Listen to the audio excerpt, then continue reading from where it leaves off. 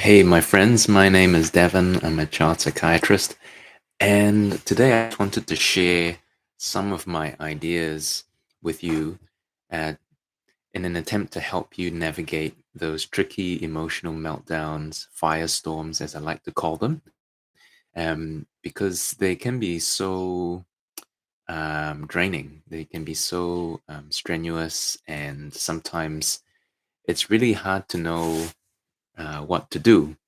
I talk a lot about this, a lot more in the free mini course which I've got on the website. You can go to www.huddlewisdom.com, get tools, and just drop out your email in there, and we'll send you the toolkit. But the short version of all of this is that when you're faced with an emotional fire, meltdown, or a tantrum, um, it, there's not a whole lot that you can do to extinguish that fire unless it's ready to be extinguished. And in most cases, we have to just let it pass. Sometimes we just have to batten down the hatches and hold on for dear life. Now, that might be highly inconvenient, and it might be a little bit unsatisfactory to talk about it in that way. But like in nature, a firestorm, an emotional meltdown is just a storm, nothing more, nothing less. It's only when that storm happens to pass over some hapless township, and it causes havoc, it becomes a disaster. So the nature of the storm hasn't changed, and it's not dissimilar to what we see in children or even adults, for that matter, who may not have the um, emotional skills to deal with the demands of the environment, such that it overwhelms their skills to cope. But once it starts, it's very difficult to stop. So, what can you do about it? Well, the first thing that we can do is to try and understand the nature of the firestorm. What feeds it, what drains it of energy, what are some of the factors that gives it momentum. And if we can learn more about the life cycle of this storm, we can then start to plan and put together a little bit of a toolkit, so to speak. But we can do a little bit better than that, I think. And I like to say that prevention is always better than cure. But like I said before, sometimes we don't always get it right, and we might have to batten down the hatches despite our best efforts and just let Mother Nature run its course and try not to make things worse. So as parents, it's really important that we learn how to breathe through the storm, because it's exasperating, it's confusing, it's disorientating, um, and it's incredibly frustrating. Um, so we need to learn how to breathe through the storm, keep ourselves calm, because I don't know about you, but I've tried getting angrier, and I've tried yelling and shouting, and for some reason the louder I yell, it doesn't seem to help. I don't know why.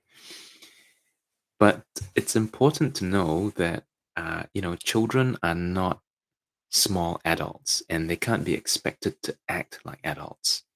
So you can imagine yelling at an adult, what sort of response you'll get from that. So think about a child. They are probably not going to be as mature as an adult, I hope. Uh, Adults feel the same feelings as kids do, but we just have a little bit more experience and time, where we have hopefully developed some skills to deal with difficult emotional states. So, with children, we need to help them figure out what were the antecedents to their distress. What were some of the things that led up to the firestorm? Now, some of this might need to be sorted out after the storm has passed, when there is time for you to discuss what has happened, because it's very difficult to do in the heat of the moment. But in the heat of the moment, not just are you trying to avoid fueling the fire, but you want to try and contain that. And One of the key ideas to help you contain the fire is to connect with your child. And that seems a bit esoteric, but I don't mean it to be some sort of new aged mumbo jumbo idea. Connection is a key aspect of helping kids manage their emotions. How do we connect? First of all, we connect by engaging with the child where they are at. We accept what they bring to us at face value. No judgment, no preconceived ideas. There is no intention to cure the child. There's a tendency to want to get rid of their pain, to get rid of the tension. But we should not do that initially. We have to accept them. We have to see them for what they bring to us. Um, I like. There's a psychotherapist by the name of Carl Rogers. He talks a lot about unconditional positive regard, and I think we have to apply the same unconditional regard to our children um, in order to start connecting with them. The next aspect is that we have to learn how to perceive things from our child's eyes and then accept and validate the feelings that come from what they perceive as a child, not as an adult. This is the beginnings of empathy. So the ability to put yourself in your child's shoes and to walk around in them and to feel how they feel, see what they see what hear what they hear. This takes a lot of practice. For some people, it doesn't come naturally, but it's really key. So sometimes you're going to have to sit with the storm until it passes, but keeping those things in mind will stand you in good stead. Yes, it's painful. Yes, it's uncomfortable. But once it passes, that's when you engage. That's when you really hunker down and try and work out what things led to the firestorm, what things maintained it, and what things gave it momentum. Then you set up a roadmap. How are you going to teach your child to navigate those barriers when they come up against? And you need to formulate a plan based on the information that you've gathered from the debrief after the firestorm. So a lot of people, me included, sometimes after a firestorm, you're just so drained and tired that you don't have the energy to go back and assess and review what happened. But believe me, this is a really important step. Prevention is better than cure. The reason why kids have meltdowns is because there's been some demand in the environment that has exceeded their capacity to cope with the demand. And usually it's a problem that they're facing. So if I was to boil it down, meltdowns are caused by problems. That sounds a little bit facetious, but problems or unsolved problems are problems that the child can't solve on their own because they need the skills to do that. And so we need to find the root of the problem that brought on the emotional firestorm and then see if we can help our kids to upskill and plug any gaps in their armamentarium of coping mechanisms. Now, once we've gathered clues as to what might the problem be, we can then do some hypothesis testing with the child. And we have to present some of these hypotheses to the child in a respectful way, keeping in mind that you want to see things from their perspective. How are they going to perceive what you've brought to them, the hypothesis? Use their language. Don't judge. You know, if they have things they want to say, hear them out. Don't negate them. Let them talk. The reason why you want to let them talk is because kids, when they come up with their own solutions, it's much more likely that those solutions will be executed. We as parents, as teachers, we can We can come up with, beautiful solutions. But if the kid has no buy-in, it's not going to happen, and it's going to cause you great consternation. And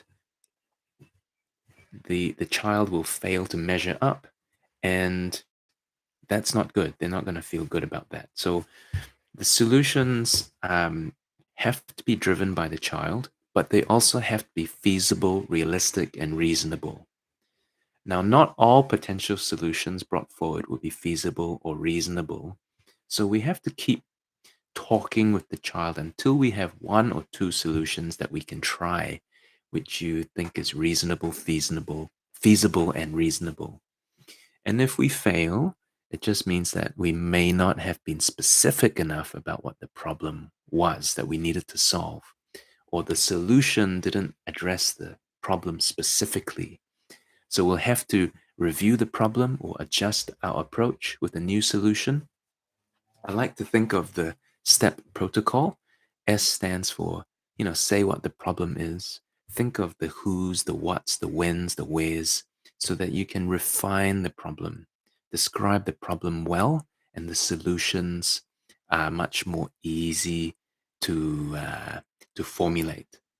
It also, if you have the right information, it improves your accuracy and your precision. Then T is you think of feasible solutions. E is you execute the solution that makes the most sense. And P is then you prune the plan. So you prune and review and reassess, make sure that the problem is well defined and you've got solutions that are reasonable. And then you can tweak and you repeat, repeat, repeat. If you run out of energy doing this process, take a break, come back to the problem. There's really no shame in that. It's better to come back fresh than tired.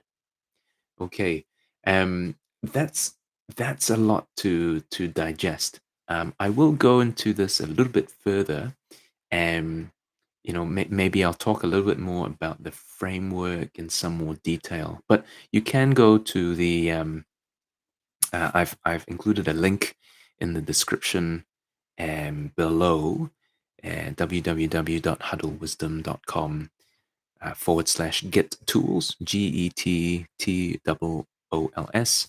And it's a free little mini course, which I hope will be helpful.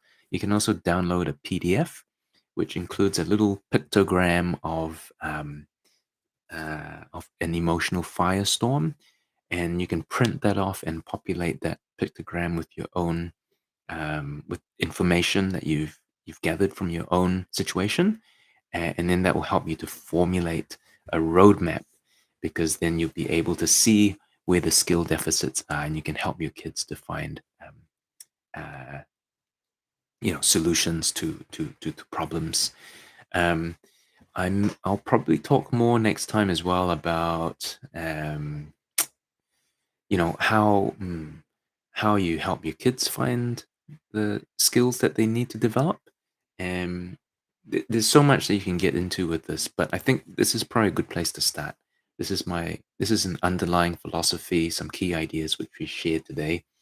I hope you find it helpful, and I do wish you the best with with with trying to help your kids through an emotional firestorm. It's not easy, um, but yeah.